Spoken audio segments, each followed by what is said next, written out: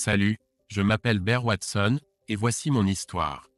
J'ai grandi comme enfant unique dans une famille américaine typique dans une ville moyenne du Midwest. Au lycée, je faisais partie de l'équipe de handball, pas vraiment le sport le plus populaire à l'échelle nationale, mais c'était un grand événement dans notre ville. Nous avions cet entraîneur intense d'Europe de l'Est qui avait introduit ce sport dans notre école. J'étais un athlète correct, grand et mince, mais soyons honnêtes, l'attraction principale, c'était les filles. Imaginez ça, l'équipe féminine s'entraînant juste à côté de nous tous les jours. Une coïncidence? Je ne crois pas. Notre entraîneur savait exactement ce qu'il faisait, et ça marchait comme sur des roulettes. Très vite, nous avons eu certains des meilleurs athlètes de l'école qui ont rejoint notre équipe. Quel piège à miel! Avec ce genre de motivation, je suis finalement devenu le meilleur buteur de l'équipe. Il y avait cette fille dans l'équipe féminine, Mélinda Brolin, grande, blonde, avec ses yeux gris envoûtants. Nous nous sommes rapprochés pendant notre dernière année, partageant notre passion pour le handball, les maths et l'informatique. Elle me trouvait mignon et drôle, et nous avons commencé à sortir ensemble. Cet été-là, les choses sont devenues assez sérieuses entre nous. Mais à l'approche de l'université, Mélinda a lâché la bombe, comme nous allions dans des états différents, elle pensait qu'il valait mieux rompre. J'étais assez déprimé, et je me suis soudainement retrouvé avec beaucoup de temps libre. C'est alors que mon voisin, Tim Vaskova, m'a proposé un job pour l'aider à construire une piscine dans son jardin.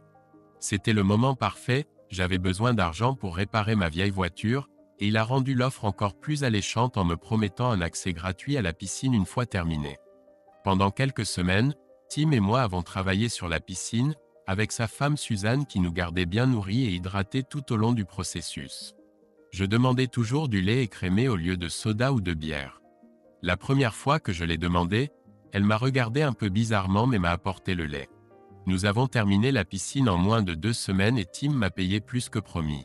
Après ça, il est retourné au travail. J'ai passé beaucoup de temps près de sa piscine pour le reste de l'été. Tim et Suzanne avaient 2 jeunes fils âgés de 6 et 8 ans. J'aimais bien ces garçons et je jouais beaucoup avec eux près de la piscine. Suzanne adorait que je divertisse ses fils. En août, j'utilisais la piscine presque tous les jours et j'ai commencé à remarquer que Suzanne me regardait souvent avec intérêt. Je dois admettre que je la regardais aussi avec intérêt car c'était une belle femme de 29 ans avec une forte poitrine et de longues jambes. J'adorais particulièrement quand elle portait un bikini et passait du temps près de la piscine avec nous. Elle venait d'Europe de l'Est et avait un accent irrésistible qui m'excitait toujours. Un jour, j'étais près de la piscine et je me préparais à partir. Les garçons étaient dans leur chambre à jouer aux jeux vidéo. J'ai mentionné à Suzanne que je devais acheter des choses pour ma chambre d'étudiant. Elle m'a dit qu'elle connaissait toutes les bonnes affaires et qu'elle m'aiderait pour mes achats. Elle m'a proposé de l'accompagner le lendemain, pendant que ses fils seraient occupés par le sport, pour que nous puissions passer toute la journée ensemble. Elle s'est alors approchée de moi, pressant sa poitrine contre mon torse, et a passé son doigt sur mon visage. Elle s'est rapprochée et m'a chuchoté à l'oreille, effleurant légèrement mon lobe de ses lèvres. Tu sais, Bear, dans mon pays natal, il y a une expression. Elle se traduit par « différents gymnases entraînent mieux le corps ». Mes hormones étaient en ébullition et j'ai eu du mal à dire. Qu'est-ce que ça veut dire? Cela signifie, Bear, dit-elle en reculant lentement pour me regarder dans les yeux comme si j'étais un morceau de viande et elle un chien affamé, qu'un autre amant serait la chose la plus excitante pour moi. Je suis resté figé sur place. À demain, Bear, dit-elle avec une lueur dans les yeux. Je suis rentré chez moi dans un état de désir intense. J'ai dit à mon père que je voulais aller faire du shopping pour l'université avec Suzanne. Mon père a vite compris et a appris toute l'histoire de ma bouche avec quelques indices. Il m'a dit de réfléchir au fait que si j'avais une liaison avec Suzanne, elle pourrait perdre son mari. Il m'a demandé si Tim divorçait de Suzanne, est-ce que je quitterais l'université pour épouser Suzanne et élever ses enfants. Je lui ai dit que je ne l'aimais pas et que je ne voulais pas l'épouser. Il m'a dit de penser au fait que, bien que Tim soit un homme bon, c'était aussi un homme fort qui ne tolérerait pas que je couche avec sa femme. Il m'a dit de penser au fait que Tim, en tant qu'homme, me battrait probablement s'il découvrait que j'avais couché avec sa femme. Il m'a dit que même si lui et maman me rendraient visite à l'hôpital si je survivais, il ne serait pas trop désolé de ce qui m'arriverait si Tim s'en prenait à moi. Cela m'a donné matière à réflexion. Il m'a aussi dit que si Tim me battait, il irait en prison. Si cela arrivait, resterais-je à l'université pour aider Suzanne et ses enfants? À la fin de notre conversation, je me sentais embarrassé. Mon père m'avait convaincu et j'ai annulé cette aventure avec Suzanne. Je ne pense pas avoir jamais réfléchi à l'adultère avant de parler à mon père, mais il m'a donné beaucoup à penser. Je réalise que l'adultère n'est pas quelque chose à cautionner ou à pratiquer. Tout le monde y perd. Inutile de dire que je ne suis plus retourné à la piscine de Tim et Suzanne après cela, et je n'ai pas parlé à Suzanne pendant longtemps. Je suis allé à l'université et j'ai mené une vie étudiante normale. J'ai fréquenté quelques filles et j'ai même couché avec certaines, mais je n'ai pas trouvé la bonne. Je n'étais pas trop débridé, mais parfois je sortais et je buvais ma part de bière. Curieusement, sauf lors des fêtes, le lait est resté ma boisson préférée. Après avoir obtenu mon diplôme universitaire, je suis rentré chez moi. J'ai décroché un emploi dans une entreprise de taille moyenne, travaillant dans le département informatique. Peu avant de commencer à travailler, j'ai rencontré Mélinda par hasard. Elle m'a dit qu'elle avait été embauchée pour enseigner les mathématiques dans un lycée local. Elle était seule, j'étais seul, alors nous avons commencé à sortir ensemble. Nous sommes vite tombés amoureux. Quelques mois après avoir repris notre relation, elle est tombée enceinte. Je l'ai demandé en mariage et elle a accepté ma proposition. Nous nous sommes mariés peu après et avons vécu une vie conjugale heureuse. Notre fils est né 4 mois après notre mariage. Notre fille est née 2 ans plus tard. Mélinda est restée à la maison avec nos enfants. Nous avions prévu qu'elle le fasse au moins jusqu'à ce qu'ils aillent tous les deux à l'école. Notre vie sexuelle était probablement similaire à celle de la plupart des jeunes couples mariés avec de jeunes enfants, 3 ou 4 fois par semaine. Les parents de ma mère sont décédés et m'ont laissé de l'argent, que j'ai utilisé pour la compte d'une belle maison à la campagne. Cette aubaine, plus mon salaire assez confortable, nous a permis de vivre aisément avec mon seul emploi. Cependant, nous ne faisions pas trop de choses extravagantes. Nos vacances et congés typiques se passaient avec ma famille ou celle de Mélinda. Les parents de mon père vivaient dans une vieille maison au bord d'un lac à environ 80 km, et nous leur rendions souvent visite.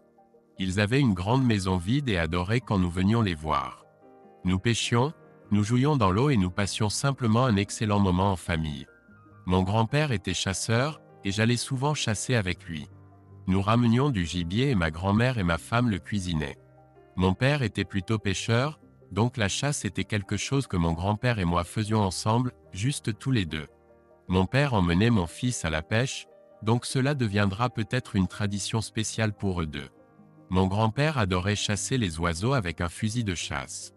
Un jour, pendant la chasse, il m'a raconté comment il avait une fois fait une peur bleue à un homme qui avait essayé de molester ma grand-mère en remplaçant la chevrotine dans la cartouche par du sel fin. Évidemment, une fois que ça touche une personne, ça cause une douleur pendant plusieurs jours. De plus, ça effraie celui qui se trouve de l'autre côté du canon. Il est mort quand les enfants étaient encore petits, et ma grand-mère a déménagé dans notre ville. Nous avons gardé la vieille maison, et mon père a conservé les armes et les munitions. Ma femme était catégoriquement contre le fait de les avoir dans notre maison à cause des enfants et tout ça. Parfois, toute la logique du monde ne peut pas convaincre une femme, alors il est inutile d'argumenter. Quand je voulais aller chasser sur la propriété de mes grands-parents, j'allais simplement chez mes parents pour prendre une arme. En été, nous allions souvent chez mes parents ou ceux de Mélinda pour la journée. Souvent, quand nous faisions cela, nous rendions visite à Tim et Suzanne à la piscine. Ils aimaient nos enfants comme j'avais aimé les leurs autrefois. De nombreuses années ont passé depuis que Suzanne m'avait fait une proposition indécente, et il n'y avait plus de tension entre nous. En fait, elle semblait être une épouse et une mère modèle. J'ai mis son comportement envers moi sur le compte d'un incident isolé. En réalité, Suzanne est devenue une vraie tante pour nos enfants. J'ai travaillé pour mon employeur pendant un peu plus de 8 ans et je suis devenu chef de projet lorsque mon patron a reçu l'autorisation du PDG et des propriétaires de construire un système centralisé. En bref, c'était une excellente opportunité pour notre entreprise et, en particulier, pour ma carrière. Cela a nécessité de nombreux mois de longues heures de travail. Je travaillais tard presque tous les soirs pendant la majeure partie de l'année, mais heureusement, nous ne travaillions qu'1 ou 2 week-ends par mois. Cela a mis à rude épreuve ma relation avec ma femme et mes enfants, mais je l'ai fait pour le bien de ma famille. 6 ou 7 mois après le début du projet, j'ai été envoyé dans une autre ville pendant 2 semaines pour travailler avec un autre département. Là-bas, j'ai travaillé en étroite collaboration avec une autre chef de département. Elle s'appelait Anne Doherty. C'était une magnifique brune de 30 ans avec une excellente tête sur les épaules et une poitrine splendide. Elle était mariée et avait un fils et une fille comme moi. Je la connaissais depuis mes premiers jours de travail chez l'employeur, quand elle travaillait dans le même bureau. Nous nous sommes toujours bien entendus et c'était agréable de la revoir. Nous avons travaillé ensemble pendant la majeure partie de ces 2 semaines et il y avait une chimie évidente entre nous. Je travaillais avec elle ou ses collègues toute la journée jusqu'au soir. Anne a dîné et bu un verre avec moi plusieurs fois, évoquant d'anciennes connaissances et simplement en nous soutenant mutuellement. Elle m'a expliqué que son mari était parti chez ses parents pendant 1 semaine avec les enfants pendant qu'elle était occupée par le projet. Je ne pouvais m'empêcher de remarquer qu'Anne devenait de plus en plus flirteuse avec moi au fil des semaines. J'ai également remarqué qu'elle portait un parfum sensuel et avait l'habitude de déboutonner son chemisier et de presser sa poitrine contre moi à chaque occasion. J'étais hors du jeu depuis longtemps, mais je reconnaissais les signaux. Anne me désirait. Sans doute étais-je tenté, d'autant plus que mes besoins sexuels étaient insatisfaits depuis quelques mois et que ma femme était à des centaines de kilomètres. Anne et moi étions les derniers à travailler le vendredi avant mon départ le samedi. Elle insista pour que nous dînions ensemble lors de notre dernière soirée. Quand je l'ai rejointe au bar de l'hôtel, j'en suis resté bouche bée. Elle était habillée sur son 31, portant une petite robe noire décolletée qui mettait en valeur toutes les courbes de sa poitrine. Ses talons hauts sublimaient ses jambes et la fente de sa jupe au genou dévoilait toute sa jambe gauche lorsqu'elle marchait. Je lui ai commandé un verre et lui ai demandé où elle voulait aller dîner. Elle répondit d'une voix douce et séduisante, « Et si on allait dans ta chambre et qu'on commandait le dîner là-bas ?» J'ai marmonné quelque chose d'inintelligible et elle a poursuivi, « Ne sois pas timide, Ber. On travaille vers ça depuis 2 semaines et tu le sais. » Bon sang, aujourd'hui au bureau, quand on était ensemble, j'étais tellement excité que tu as dû le sentir. Ce soir, mon mari est absent, ta femme est à des milliers de kilomètres et il n'y a que toi et moi, juste pour cette fois. Je l'ai regardé avec stupéfaction. Jamais de ma vie je n'avais ressenti une telle tentation. Honnêtement, je n'avais probablement jamais été aussi excité auparavant. C'était comme si j'étais enveloppé dans un nuage de phéromones et je me sentais étourdi. Au fond de moi, je savais que cela arriverait ce soir-là. Mais rien ne m'avait préparé à la réalité de la séduction. Je l'ai regardé, ses yeux, ses lèvres, sa poitrine, puis elle m'a embrassé, un baiser a coupé le souffle, et je lui ai répondu, « Dieu me pardonne, mais je la désirais plus que je n'avais jamais désiré une femme de ma vie. » Et puis ses bras ont entouré mes épaules, mes mains étaient sur ses hanches, puis sur ses fesses, et nous étions seuls dans un océan de vide. J'ai conduit jusqu'à l'aéroport en pilote automatique. J'avais passé l'épreuve. Avant que ma volonté ne cède, le baiser s'est interrompu, et je me suis écarté. Au plus profond de moi, j'ai trouvé la force de résister et de rejeter ce que chaque cellule de mon corps désirait désespérément. J'étais stupéfait de voir à quel point j'étais passé près du gouffre, mais fier de ne pas y être tombé. Je me sentais comme si je m'étais réveillé d'un état comateux. Anne m'avait procuré une excitation sexuelle que je n'avais jamais connue auparavant. Anne ne l'a pas très bien pris, me traitant de lâche pathétique ou quelque chose de similaire, mais j'ai simplement souri, hoché la tête, lui ai souhaité bonne nuit, et suis retourné dans ma chambre. Quand je suis rentré chez moi auprès de ma famille, je n'ai pas pu les embrasser ou les étreindre. Je pense que j'ai surpris tout le monde par ma réaction, mais j'étais vraiment plus heureux que jamais. Les samedis et dimanches soirs, j'ai eu des rapports sexuels longs, passionnés et tendres avec Mel pendant que les enfants dormaient. Elle était heureuse avec moi, et nous avons renouvelé nos vœux d'amour l'un pour l'autre ce week-end. J'ai décidé de prêter plus d'attention à ma femme et mes enfants, même si je devais travailler des heures folles. Le lundi, je suis retourné au travail, j'ai fait mon rapport à mon patron sur mes 2 semaines d'absence, j'ai trié mon courrier, et je suis rentré à la maison à une heure raisonnable pour la première fois depuis des mois. Mel a été à nouveau surprise par mon retour précoce. Je l'ai rejointe au match de handball de notre fils, je l'ai vu jouer pour la première fois de la saison, j'ai discuté avec d'autres parents, et nous avons passé un moment de qualité en famille. Après cela, nous sommes allés manger une pizza. Cette nuit-là, j'ai fait l'amour à ma femme pour la 3e fois ce week-end, pour la première fois depuis 1 an, j'en suis sûr. Waouh, a-t-elle dit, essuyant la sueur de son front après notre 2e round d'amour. Si tu ne m'avais pas tant manqué pendant ton absence, Je t'aurais suggéré de partir 2 semaines plus souvent. Je viens de réaliser à quel point tu es importante pour moi, ai-je dit. Et je voulais te montrer à quel point je t'aime, et je m'excuse si je ne l'ai pas assez montré ces derniers mois. Chérie, je sais que tu fais tout ça pour nous, mais c'est agréable quand tu le montres comme ça. Maintenant, laisse-moi te montrer à quel point je t'aime, a-t-elle dit. Un troisième round de sexe passionné a suivi, encore une fois pour la première fois depuis longtemps pour nous. Quelques jours plus tard, Anne a appelé. Elle était flirteuse et évasive, mais j'ai senti qu'elle voulait savoir si j'avais changé d'avis sur sa proposition. Je lui ai dit poliment mais fermement que je ne regrettais pas ma décision de refuser et que je ne tromperais pas ma femme. Elle s'est excusée pour son comportement insistant. Je lui ai dit de ne pas s'en inquiéter et l'ai assuré que je garderais le silence. Elle a exprimé sa gratitude pour cela et a ensuite semblé gênée par toute cette histoire. Je lui ai dit qu'elle m'aurait séduit si j'avais été célibataire. C'était un compliment pour elle que ce soit si difficile pour moi de refuser ses avances. Elle a un peu pleuré et a dit que son mari la négligeait et qu'elle avait de forts soupçons qu'il pourrait avoir une liaison.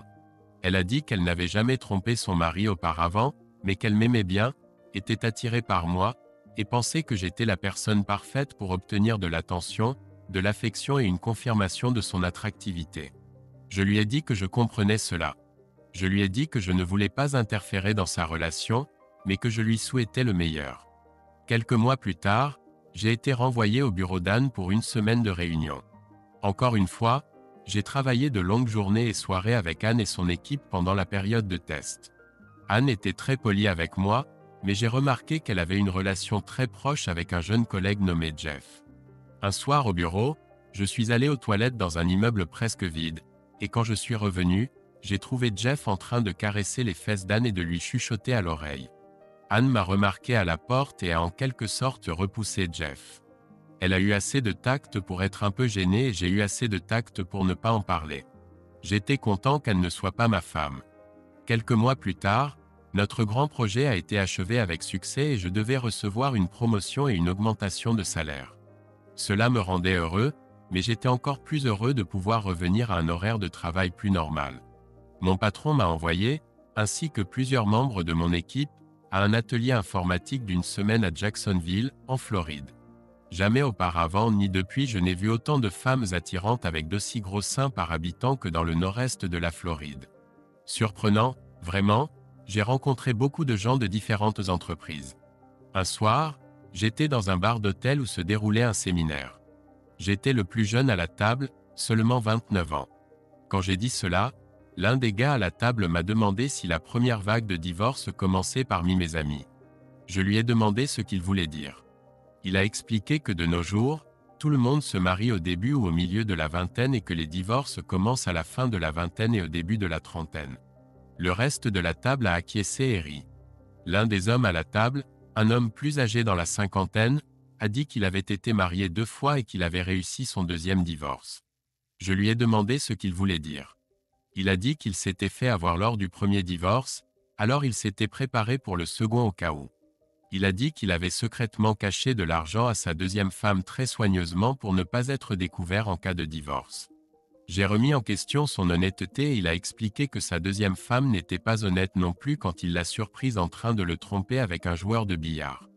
En tout cas, son idée était que si le mariage réussissait, il aurait une réserve secrète pour les urgences et de l'argent supplémentaire pour ses petits-enfants. Mais comme sa femme s'est avérée être une salope infidèle, il s'est retrouvé avec un fonds secret pour prendre un nouveau départ après le divorce. Il a réussi à cacher plus de 100 000 $, que sa femme n'a jamais découvert. Il avait commencé une nouvelle vie après son 2e divorce. Bien joué. Tout le monde à table semblait avoir sa propre histoire de cauchemar de divorce ou connaissait quelques amis qui étaient passés par là. C'était une révélation pour moi. Bien que j'aimais et faisais confiance à ma femme, j'ai commencé à penser que l'idée du fonds secret était un coup plutôt intelligent. Si rien d'autre, cela pourrait être un excellent fonds secret d'éducation pour les enfants ou une belle surprise pour ma femme quand elle prendra sa retraite dans 30 ou 35 ans.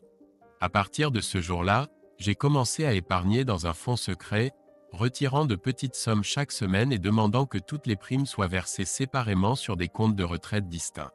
Au total, cela représentait environ 5% de mon revenu brut. Suffisant pour faire une différence, pas assez pour être trop remarquable. La vie a continué. Les enfants ont grandi, Mel et moi avons prospéré, et j'étais heureux. 3 ans plus tard, j'ai revu Anne lors d'un événement de l'entreprise. Elle m'a dit que Jeff, le même collègue, avait été son amant il y a plusieurs années, mais qu'il avait déménagé en Californie et qu'elle n'avait pas eu d'amant depuis. Son mariage s'était amélioré et elle et son mari Jim avaient réparé leur relation pour le bien de leurs enfants. Nous étions seuls à table et la musique forte nous permettait de parler avec une certaine intimité. Alors j'ai un peu plaisanté et lui ai demandé comme tout cela s'était passé et son honnêteté m'a surpris. « Comment t'es-tu réconcilié avec ton mari ?» C'est intéressant parce que je l'ai surpris en train de tromper. Jim a une entreprise de construction et l'une de ses employées était sa maîtresse. Je l'ai confronté à ce sujet et lui ai dit d'arrêter. Bien sûr, je ne lui ai pas dit que je l'avais trompé. Donc tu as été le moteur de la réconciliation, hein? Ouais, je suppose. Après l'avoir confronté à ce sujet, il a rompu avec elle et m'a demandé pardon. J'ai dit que j'essaierais, mais que nous devions aller voir un conseiller conjugal. C'était ma meilleure idée. Mais tu n'as jamais été honnête avec lui. C'est vrai, mais il était un pire tricheur que moi. Nous avons travaillé avec un conseiller pendant plusieurs mois en séances familiales et individuelles. Nous avons résolu nos problèmes de fond, qui étaient plus graves que l'infidélité elle-même. Donc non, je n'ai pas tout avoué, mais je ne l'ai pas non plus trop blessé pour son infidélité. Je voulais juste nous figer à ce moment-là. Je pense qu'il est plus facile pour les pécheurs de se pardonner mutuellement. J'ai remarqué.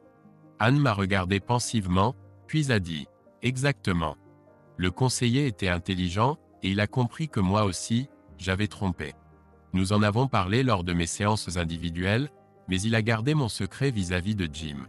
Il a convenu que mon infidélité était liée à l'estime de soi et au besoin d'acceptation, peut-être même à la vengeance, mais que ce n'était pas le problème principal dans notre relation. Le manque d'attention et de soin l'un envers l'autre était le vrai problème. En plus de la communication et de la priorisation du temps passé ensemble, il a également recommandé une pratique sexuelle intéressante qui a aidé à sauver notre mariage. Vraiment? C'est intéressant, ai-je insisté. Tu vois, c'est un peu gênant d'en parler, mais je te fais confiance. Une partie de la reconstruction de notre intimité et de notre connexion émotionnelle impliquait une connexion physique très primaire. Qu'est-ce qui pourrait être plus primaire que le sexe entre un homme et une femme? Ai-je demandé. Anne a dit, rougissant un peu. Eh bien, le conseiller conjugal nous a recommandé l'Hunter-Sex, et nous sommes maintenant un couple Hunter. Hunter? C'est un acronyme. Ça signifie Adult Lactation Relationships, relation de lactation adulte. Quoi? J'étais confus. C'est une connexion intime entre un homme et une femme. En plus de notre vie sexuelle normale, qui, soit dit en passant, n'a jamais été meilleure, cela inclut aussi des séances régulières où je prends soin de lui. Cela nous a vraiment rapprochés plus que jamais auparavant. Je l'ai regardé, quelque peu stupéfait. Des collègues sont venus à notre table et nous avons arrêté de parler. Aussi étrange que cela puisse paraître, j'étais content qu'Anne et Jim se soient réconciliés. Je n'étais pas sûr de pouvoir être à leur place, mais à chacun ses choix. S'il était plus heureux maintenant, alors j'étais heureux pour eux. Ce n'est que lorsque notre fille Emily a eu 10 ans et mon fils Ron 12 ans que Melinda est finalement retournée enseigner les mathématiques au collège. Elle a suivi quelques cours avancés cet été-là, mais a pu reprendre le travail immédiatement. Elle était vraiment douée pour les mathématiques. Dans ce sens, nos enfants la suivaient. En fait, ils étaient tous deux d'excellents élèves. Comme Melinda et moi, ils étaient grands et bons athlètes. Ils sont aussi devenus joueurs de handball. J'étais très fier de mes enfants. Melinda s'est donnée entièrement à son travail. Je suppose qu'à mesure que les enfants grandissaient et avaient moins besoin d'elle, elle a commencé à chercher une autre voie. En plus d'enseigner les mathématiques au collège, elle s'est portée volontaire pour entraîner l'équipe de mathématiques de l'école.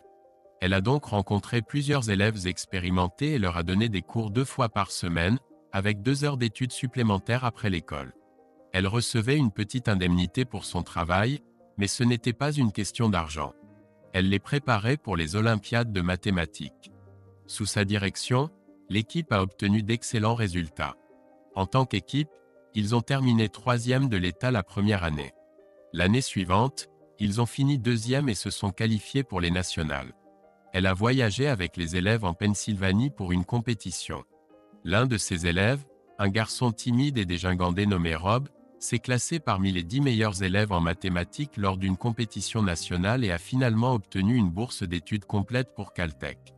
Melinda était particulièrement fière de lui car il était talentueux, mais elle ne s'était jamais vraiment investie dans les maths jusqu'à ce qu'elle le choisisse pour l'équipe.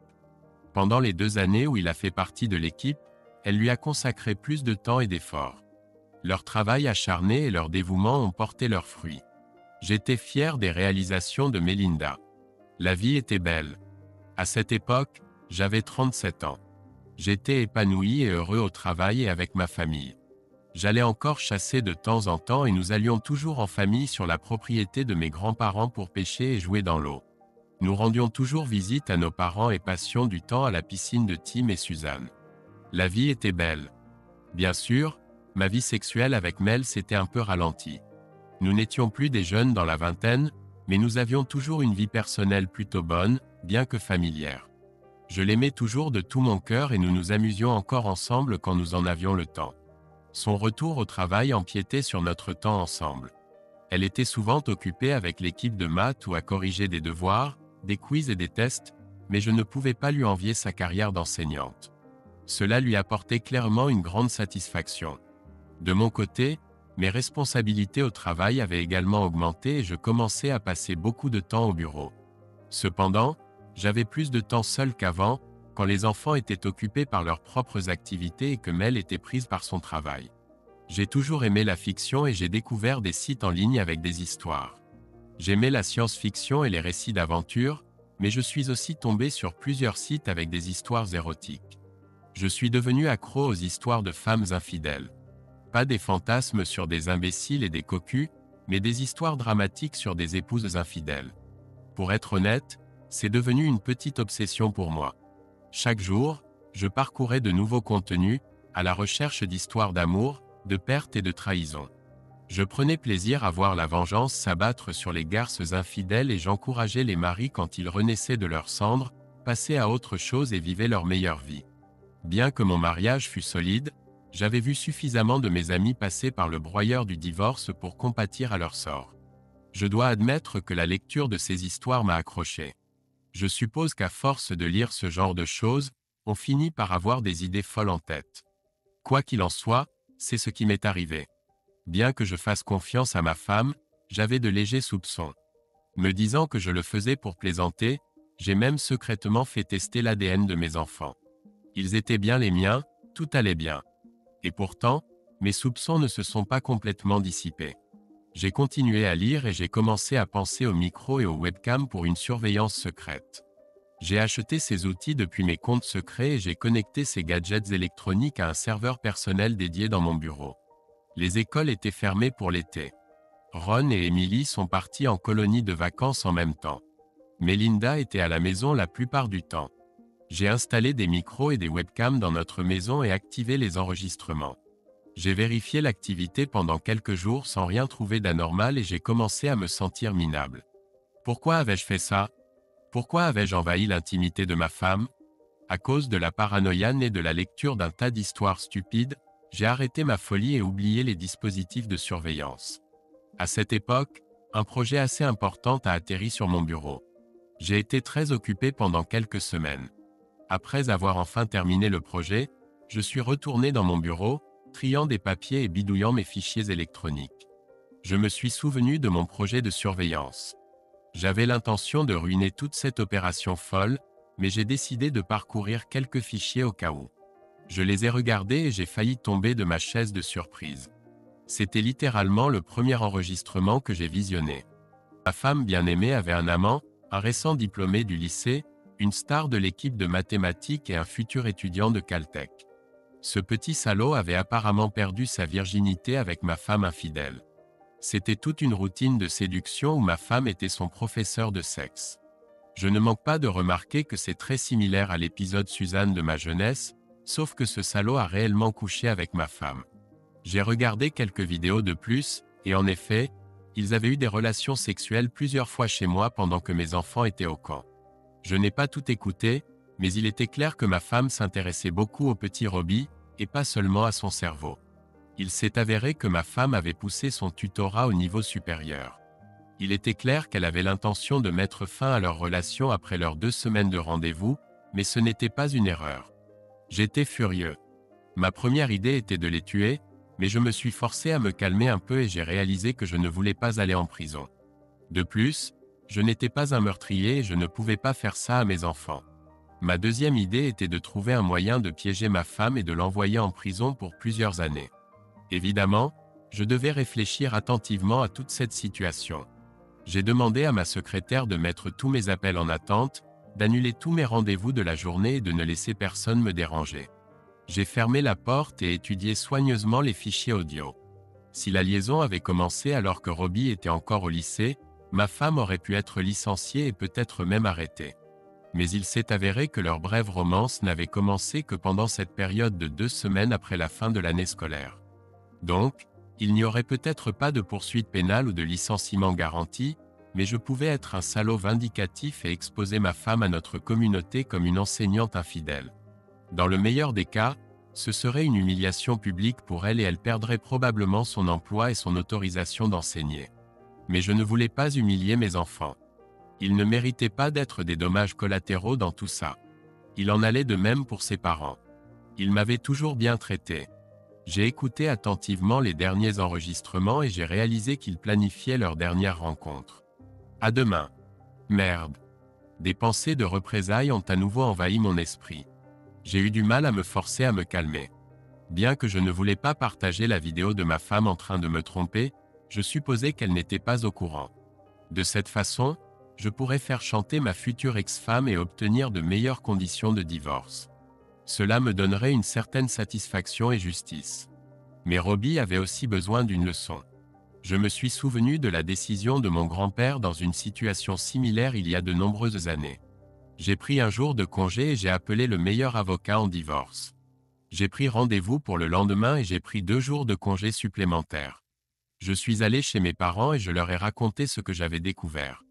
Quelque temps plus tard, mon père m'a trouvé dans le sous-sol avec les vieux fusils de mon grand-père. Il était alarmé, mais je lui ai expliqué mes intentions. Il a fini par m'aider à remplacer les plombs par du sel fin et quelques cartouches. J'ai aussi pris l'un des vieux pistolets de mon grand-père avec moi. J'ai appelé ma femme infidèle et lui ai dit que je devais quitter la ville pour le travail et que je serais de retour dans 2 jours. Elle semblait satisfaite de mes projets. Salope. Cette nuit-là, j'ai réfléchi à mes options dans un état d'esprit plus calme. Puis-je me réconcilier avec ma femme? Devrais-je essayer? Cela semblait être une aventure unique et brève. Elle n'aimait pas ce type, mais ils étaient clairement proches. Cependant, ce n'était pas juste un accident. C'était planifié à l'avance. C'était un signe de son manque de respect envers moi et notre mariage. Je ne pouvais pas vivre avec ça. Je ne pouvais pas rester marié à cette femme, celle que j'avais aimée si longtemps. Elle avait tout gâché. Peut-être que je n'étais pas aussi bonne personne qu'Anne.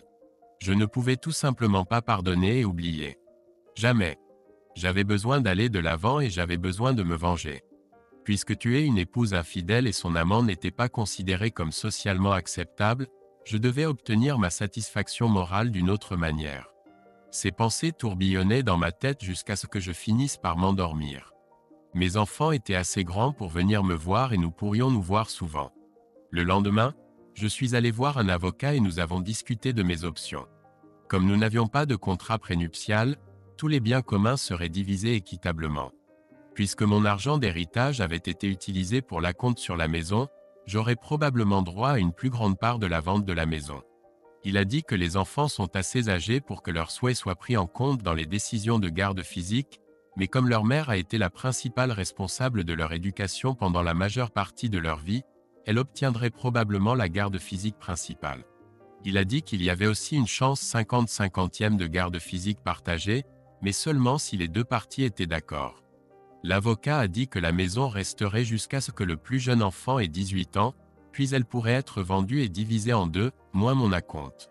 Bien qu'elle ait un emploi à temps plein, je gagnais beaucoup plus que Melinda et j'avais beaucoup plus dans mes comptes de retraite. Mon avocat a dit que je devrais peut-être lui verser une pension alimentaire pendant un certain temps, ainsi qu'une pension pour les enfants. Je lui ai dit que je voulais divorcer et que je la forcerais à accepter mes conditions. Il a dit que tous les documents seraient prêts dans 1 semaine. Je pensais que mes enfants seraient rentrés à la maison avant cela. Je suis allé dans les banques et j'ai organisé nos comptes bancaires pour la procédure de divorce. J'ai vérifié l'heure, il était temps de rentrer plus tôt. J'ai garé ma voiture au bout de la rue de notre maison, pris mon sac d'armes et suis rentré chez moi. Je suis entré discrètement par la porte de derrière. Tout était propre. Je me suis faufilé à l'étage jusqu'à la chambre principale. J'ai fait irruption dans la chambre et tiré sur les amants qui faisaient l'amour. J'ai déchargé les 2 cartouches de sel sur eux. Ils ont littéralement volé hors du lit, hurlant de douleur et de peur. J'ai admiré mon œuvre pendant quelques instants. Quand les 2 traîtres ont réalisé qu'ils n'étaient pas gravement blessés, j'ai jeté le fusil vide par terre et me suis éclairci la gorge. Ils se sont figés, me regardant avec des grimaces de douleur sur leur visage. Je les ai regardés avec mépris. Lentement, délibérément, j'ai sorti le pistolet de la poche de ma veste. Puis j'ai laissé la colère envahir mon visage. « Je vais vous tuer !» ai-je hurlé. Le jeune amant et ma femme infidèle ont crié de peur. Ma femme et Rob se sont urinés dessus par peur de mourir. J'ai pointé l'arme sur le jeune Robbie. Ma femme infidèle gémit d'une voix pleine de douleur, « Ne le tue pas !» Ignorant ses supplications, je me suis délibérément dirigé vers lui. Il a fermé les yeux et s'est recroquevillé. Ma rage n'était pas feinte. C'était agréable. Le voir se rouler par terre d'agonie, le visage couvert de larmes et d'urine et les fesses pleines de petits plombs de sel, satisfaisait mon sens de la vengeance. J'ai repris mon sang-froid. J'avais renoncé à ce mariage, mais je voulais laisser un petit rappel aux 2 amants. J'ai attendu qu'ils récupèrent un peu. Mélinda gisait sur le sol, serrant le drap contre sa poitrine, une expression de peur et de confusion sur le visage. Elle était silencieuse. Une fois qu'il eut retrouvé une respiration régulière, j'ai de nouveau mis le pistolet sur sa tête et dit « Espèce de petit salaud, tu vas apprendre à rester loin de ma femme. » Rob gémissait de douleur et suppliait pour sa vie « Ne me tue pas. » « Pourquoi pas? Ou bien tu abandonnes Caltech? Si je te laisse vivre, es-tu prêt à abandonner tes études et à t'occuper de ma femme quand je divorcerai de cette salope? » Le jeune garçon amoureux gémissant voulait jouer les chevaliers servants. « Oui, j'abandonnerai tout. Je la soutiendrai. » J'ai secoué la tête avec pitié. « Alors tu es complètement stupide. Tu es un gamin idiot si tu abandonnes ton avenir académique pour une salope qui a presque 20 ans de plus que toi. » J'ai fait une pause. « Je ne vais pas te tuer, connard. Je ne vais tuer ni l'un ni l'autre. C'est une salope corrompue et tu es un enfant stupide. Aucun de vous ne vaut ça, » ai-je soupiré. L'air était plein de soulagement car il savait que je ne les tuerais pas, mais ils se vautraient dans leur propre urine, souffrant et, je l'espérais, honteux. Je me suis tourné vers Rob et lui ai dit d'une voix froide, « Mais si je te revois près de ma femme, je te tuerai. Tu me comprends? » « Oui, oui, je comprends. » Ma femme infidèle gémissait de douleur en arrière-plan et pleurait. J'ai continué, « Écoute, Robbie, voici ce qui va se passer. Tu ne diras rien à personne sur ce qui s'est passé ici aujourd'hui. Compris? D'ici la fin de la semaine, tu auras quitté la ville pour toujours.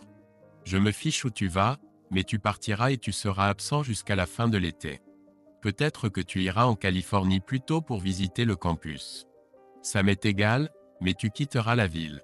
Si je te vois ici après la fin de la semaine, tu es un homme mort. Tu me comprends? » Rob m'a regardé et j'ai su qu'il croyait chaque mot que je disais. Oui. J'ai pensé au fait que je ne voulais pas payer de pension alimentaire à ma méchante femme ni de pension alimentaire excessive pour les enfants, alors j'ai décidé qu'une autre directive était nécessaire pour protéger son emploi. Une dernière chose, Don Juan.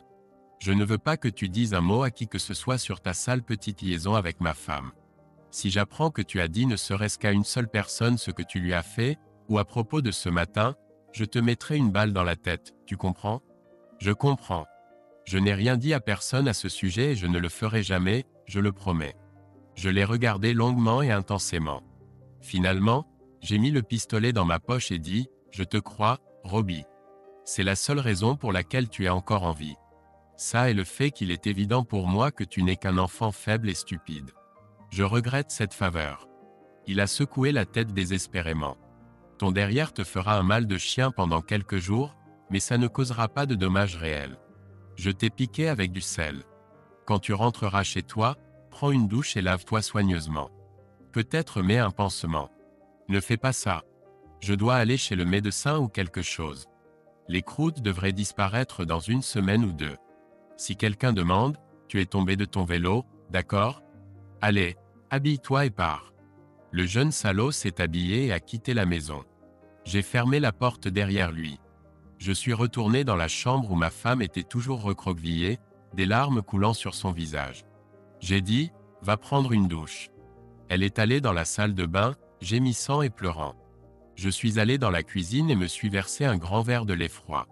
J'ai toujours préféré le lait, ça avait un effet apaisant sur moi. J'ai souri ironiquement et bu. Ma femme ordure a fini sa douche. Je l'ai entendue pleurer dans la chambre. Elle a sursauté quand je lui ai parlé. Habille-toi et attends-moi ici. Je reviens dans 1 heure. Nous devons parler de quelque chose. Ber, tais-toi simplement, Mel. On pourra parler quand je reviendrai. Attends-moi juste ici. J'ai jeté le sac avec le fusil de chasse et le pistolet dans la voiture et les ai ramenés chez mes parents. Mon père m'y a rencontré. Il m'a regardé avec une question dans les yeux.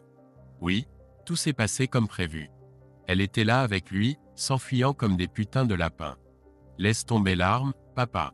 Je ne pense pas qu'aucun d'eux ne criera, mais ce serait mieux si les armes disparaissaient. Il a hoché la tête et je suis rentré chez moi. Il n'y avait pas de police, ce qui était bon signe. Ma femme était dans la chambre en train de nettoyer l'urine sur le tapis. Je l'ai regardée. À 36 ans, elle était toujours une belle femme. J'ai soupiré et elle s'est retournée avec une expression de profonde tristesse sur son visage. Je me sentais vide. Une grande partie de ma haine et de ma colère s'était dissipée après ma précédente rencontre.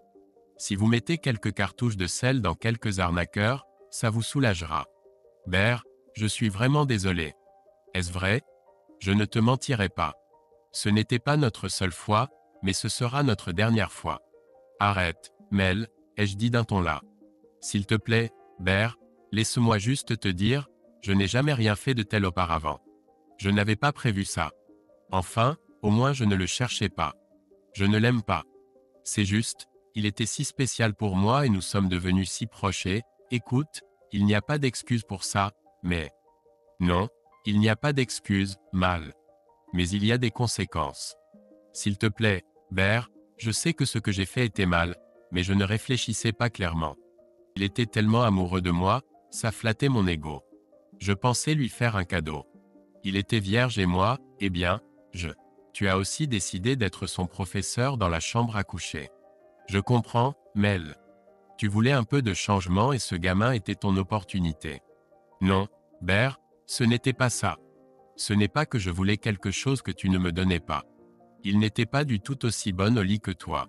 Pour l'amour de Dieu, ce n'est qu'un enfant. Oui, c'est ça. À ce propos, à quel point es-tu stupide, Mel? Tu ne penses pas qu'un gamin parlerait à ses amis de comment sa sexy prof de maths l'a baisé? Et tu es sexy, Mel. Tu ne penses pas que même si ça n'atteint jamais le stade de la rumeur, tu ne penses pas que des rumeurs à ce sujet vont s'échapper? N'as-tu pas pensé à comment des choses comme ça pourraient te blesser, ta carrière, ton mariage? Rob n'a rien dit à personne. Des conneries, Mel. Le petit salaud l'aurait laissé échapper. Peut-être pas aujourd'hui, peut-être pas cet été. Mais à un moment donné, quand il reviendra en ville pendant les vacances de Thanksgiving, peut-être qu'il traînera avec ses amis, ayant bu trop de bière, et il dira quelque chose. Il suffit de lâcher quelques détails, et c'est tout ce qu'il faut, Mel. Eh bien, tu marches sur la corde raide en premier lieu. S'il te plaît, Ber, je sais que tu es en colère. Tu as tous les droits de l'être. Je ne te blâme pas, mais s'il te plaît. Tu dois comprendre que je t'aime beaucoup. C'est juste une situation qui a échappé à tout contrôle. C'était un voyage pour mon ego déguisé en bonnes intentions. Je te promets que je n'ai jamais fait ça avant et que je ne le referai jamais. Eh bien, je suis certainement content que tu n'aies pas prévu de faire de ta chatte un prix annuel pour le meilleur élève en mathématiques. Écoute, Mel, tu ne me l'as pas encore demandé, mais je sais ce qui se passe. Je vais m'installer dans la chambre d'amis pendant un moment. Je n'ai pas encore décidé ce que je vais faire, mais je veux que tu me laisses de l'espace et que tu me fiches la paix jusqu'à ce que je comprenne. C'est compris? Oui, Ber, je comprends. Les enfants sont rentrés à la maison quelques jours plus tard. Melinda et moi avons essayé d'agir normalement devant eux. Les enfants étaient heureux de nous raconter leur séjour au camp, Mais ils sont ensuite devenus si occupés avec leurs amis et d'autres choses que je ne pense pas qu'ils aient remarqué quoi que ce soit d'inhabituel entre Mel et moi.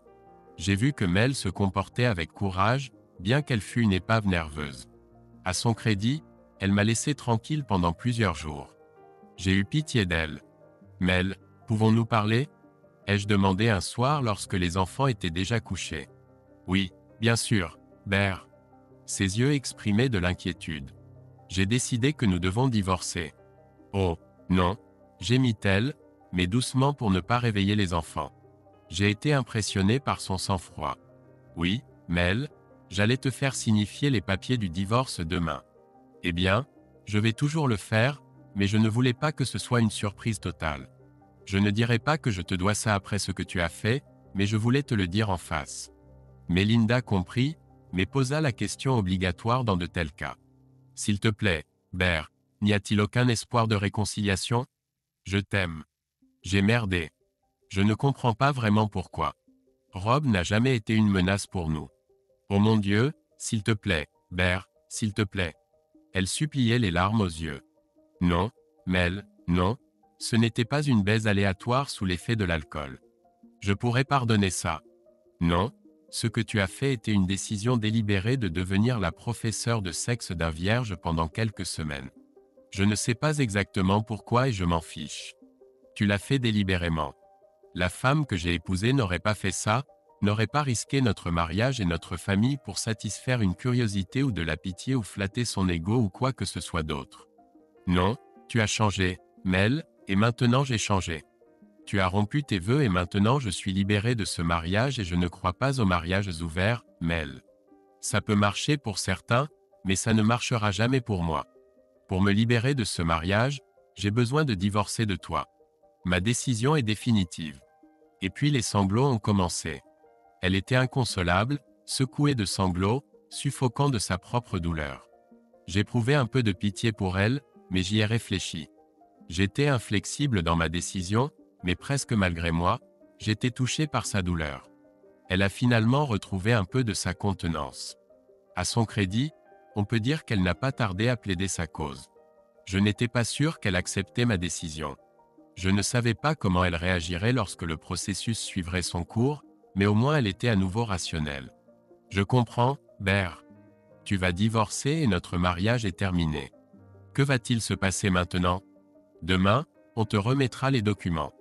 Peu importe à quel point je suis en colère, peu importe à quel point j'étais en colère avant, je ne te déteste plus autant et je ne veux pas te détruire complètement.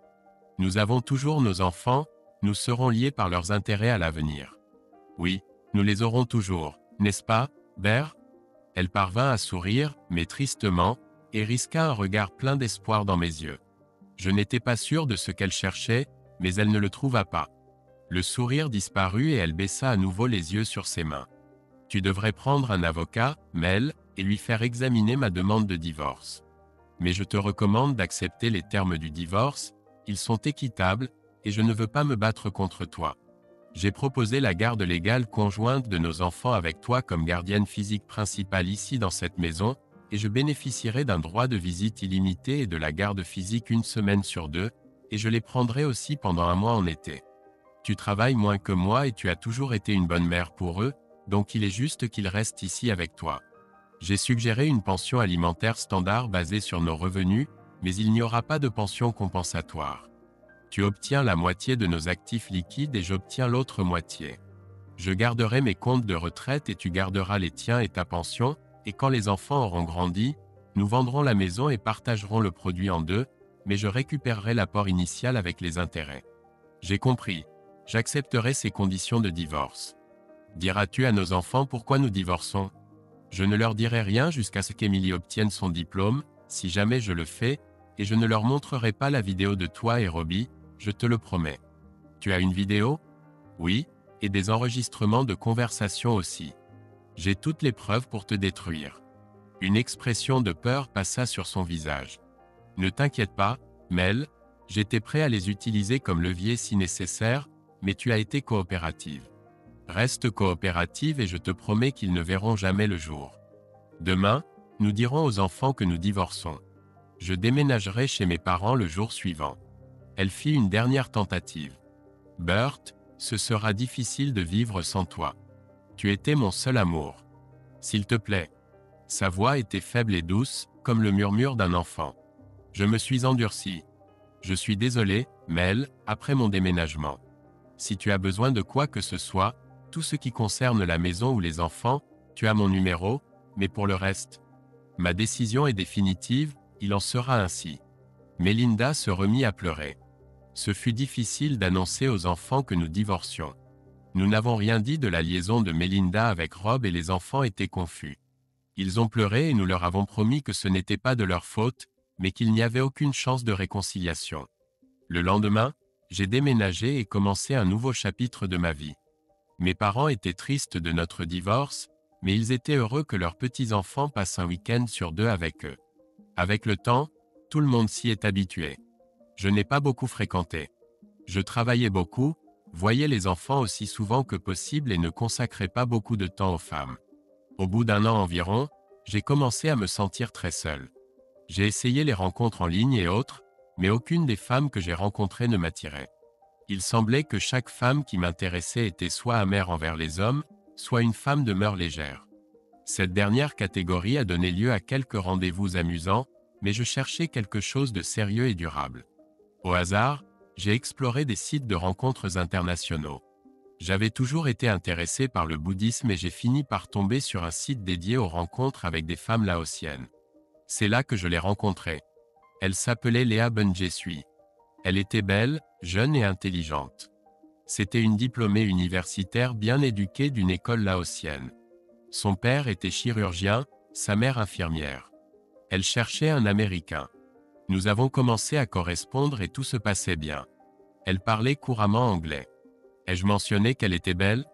Elle était grande pour une fille laotienne, 1,60 m, avec de longs cheveux noirs, des yeux sombres et une peau brun miel clair. Petite mais avec de beaux seins, presque trop gros pour son petit corps. J'étais attiré par elle. Je lui ai dit que j'étais récemment divorcé et que j'avais 2 adolescents. Au début, je pensais que ce serait difficile pour elle, mais elle voulait seulement connaître les circonstances de mon divorce. Je lui ai dit la vérité et elle m'a dit qu'elle ne me tromperait jamais. Après des mois de messages et d'appels vidéo, nous avons planifié mon voyage au Laos pour la rencontrer. J'ai utilisé mon argent secret pour ce voyage. J'ai atterri à Vientiane via Bangkok, et Léa et mes parents m'ont accueilli à l'aéroport avant de m'emmener à mon hôtel. Léa vivait avec ses parents. Léa était encore plus belle en personne que dans les vidéos, et elle souriait de tout son cœur lorsque nous nous sommes rencontrés pour la première fois en personne. Je suis tombé amoureux d'elle au premier regard. Nous avons déjeuné ou dîné avec sa famille plusieurs fois pendant mon séjour de 3 semaines. Nous avons fait des excursions avec ses parents. Je suis aussi sorti seul avec Léa, mais il était évident que la famille occupait une place importante dans sa vie. Un jour, Léa, son amie et moi étions dans un restaurant. Son amie était enseignante comme Léa et elle m'a dit, quand Léa est allée aux toilettes, que Léa avait eu un fiancé qui était mort au travail 1 semaine avant leur mariage. Elle m'a expliqué que Léa avait été déprimée pendant plusieurs mois après cela et qu'elle avait finalement réussi à s'en sortir. Après quelques mois, Léa n'avait toujours rencontré personne, alors son amie lui a suggéré d'essayer un site de rencontre. Elle y est restée pendant quelques mois sans réel intérêt pour qui que ce soit jusqu'à ce qu'elle me rencontre. Elle a remarqué que j'étais comme un remède pour elle, qu'elle reprenait vraiment vie quand nous avons commencé à échanger des messages. Elle m'a averti de ne pas briser le cœur de Léa. Je savais que Léa avait eu un fiancé décédé, mais je ne connaissais pas les détails sur sa dépression et le reste. Cela m'a touché. Avant de partir, je savais ce que je devais faire. Très simplement, je lui ai demandé si elle voulait être ma femme et elle a dit oui. Je lui ai offert une bague de fiançailles. Elle connaissait la coutume occidentale et était heureuse d'avoir la bague. Nous nous sommes embrassés, étreints et avons juré notre amour l'un à l'autre. Je suis parti et nous avons commencé à planifier un mariage par-delà l'océan. 6 mois plus tard, mes enfants et moi sommes allés à Vientiane. Le mariage était un grand événement avec la présence de moines bouddhistes et a duré plusieurs jours. Après le mariage, je suis rentré chez moi avec ma nouvelle épouse. J'ai appris plus tard que mes enfants avaient dit à Melinda que j'avais épousé une fille du Laos. Emily et Ron m'ont dit qu'elle avait beaucoup pleuré et avait été très triste pendant plusieurs semaines. L'amour avec Léa était incroyable. À ma surprise, elle était vierge. Mais elle apprenait vite, avait une bonne compréhension de son corps et était très réceptive. Elle était une acrobate au lit avec assez d'énergie pour trois. Nous ne pouvions tout simplement pas nous rassasier l'un de l'autre. Et ce n'était pas seulement dans la chambre à coucher. Nous nous aimions même sans le sexe. Nous nous touchions toujours quand nous étions ensemble, nous nous embrassions toujours, nous nous tenions la main et nous nous étreignions constamment. Nous nous donnions complètement l'un à l'autre. Nous savions tous les deux ce que c'était que d'aimer et de perdre, et nous ne perdions pas de temps ni d'énergie à autre chose qu'à exprimer notre amour l'un pour l'autre. Les mois passèrent à toute vitesse. À la fête de Noël de mon entreprise, ma fiancée était enceinte de 5 mois, et elle était toujours une femme incroyablement belle. Elle portait une robe de soirée qui mettait en valeur ses jambes et sa poitrine de plus en plus généreuse, mais qui cachait son ventre qui s'arrondissait rapidement. Anna et son mari Jim nous ont félicités lors de la soirée d'entreprise. Notre première fille s'appelait Nancy, comme ma mère. 1 an plus tard, nous avons eu une autre belle fille, que nous avons nommée Lisa. Léa communiquait avec sa famille et ses amis sur Skype. Ma grand-mère est décédée et m'a laissé de l'argent. Après en avoir discuté avec Léa, nous avons décidé de déménager dans mon ancienne maison pour avoir de la place pour notre famille qui s'agrandissait. Melinda a accepté mon offre de rachat. Melinda était honnêtement soulagée car elle et Emily ne s'entendaient plus depuis notre divorce. Melinda lui avait avoué il y a quelques années que la raison de notre divorce était qu'elle m'avait trompé. Emily l'avait traitée de garce et ne lui avait plus parlé pendant des mois.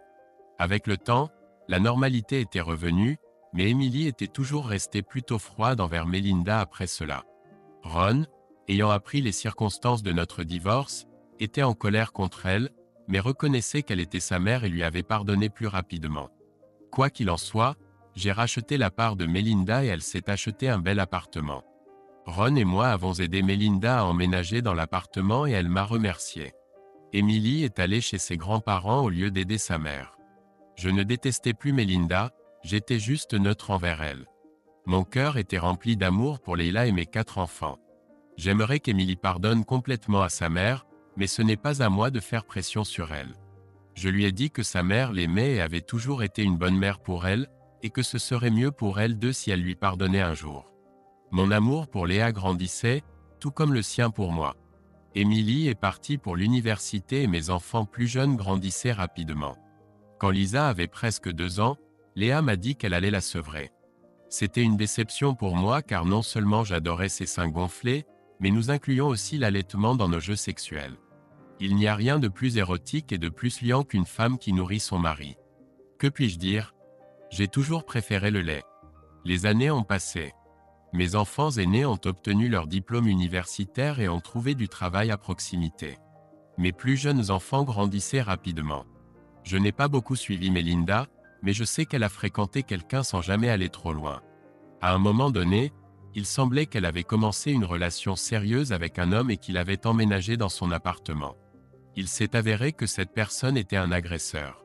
Il a jeté mon ex-femme dans les escaliers, lui cassant la jambe et le bras. L'homme a été arrêté et Melinda a été hospitalisée.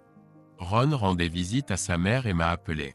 Il m'a dit que Melinda avait pleuré toute la journée parce que sa fille n'était pas venue la voir. J'ai raconté à Léa ce que Ron m'avait dit. Léa était en colère.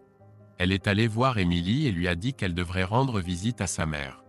Confrontée à son comportement et à sa responsabilité envers sa mère, Emily a éclaté en sanglots. Léa l'a prise dans ses bras et l'a rassurée, lui disant qu'il était temps de faire la paix avec Melinda. J'ai emmené Emily à l'hôpital. Nous sommes entrés dans sa chambre. Quand elle nous a vus, elle a pleuré de joie. Elle m'a remercié d'avoir amené notre fille. Emily et Melinda ont pleuré et se sont pardonnés mutuellement. J'ai quitté la pièce. Plus tard, je suis revenu et Emily est allée aux toilettes. Melinda m'a demandé si je pouvais lui pardonner. Je lui ai dit que je le pouvais et que je l'avais déjà fait. Elle a encore beaucoup pleuré, mais cette fois c'était des larmes de soulagement et de bonheur. Je lui ai dit que j'espérais qu'elle trouverait le bonheur à l'avenir et que j'avais trouvé le mien avec Léa et nos enfants. Ma fille est revenue dans la chambre et a promis qu'elle reviendrait bientôt la voir. 1 an plus tard, ma fille se mariait. Le mariage était un événement grandiose. Nos 2 petites filles étaient très excitées car elles étaient demoiselles d'honneur. J'ai accompagné Emily jusqu'à son fiancé. Ron a conduit sa mère et Léa à leur place.